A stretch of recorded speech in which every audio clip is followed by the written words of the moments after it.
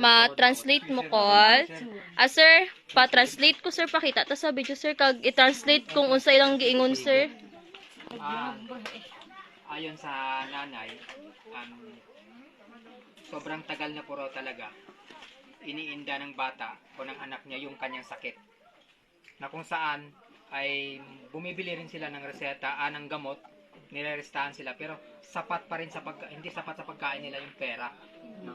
Kaya hindi po natutustusan daw yung gamot ni Joby. So ang pinoproblema niya talaga, hindi nakakatulog yung bata. Pag na-short siya ng pag-inom, and then bawal din talaga pag maraming iniinom niya.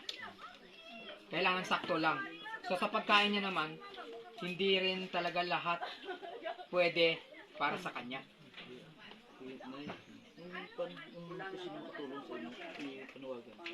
So ito daw yung sabi niya kanina, kung sino man po daw ang may magandang kalooban na matulungan sila, especially sa financial o sa gamot ni Joby, so kailangan po talaga nila dahil hirap na hirap din po sila sa hanap buhay.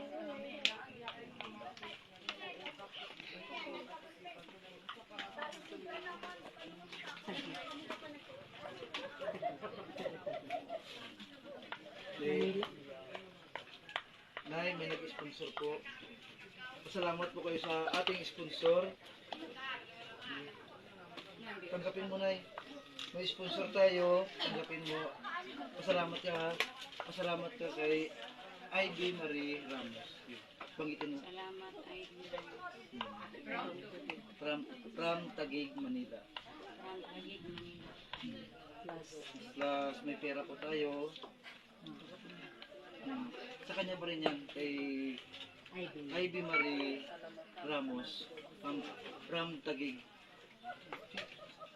So, i-process natin na pa-hospital siya. Hindi natin magpadugayon.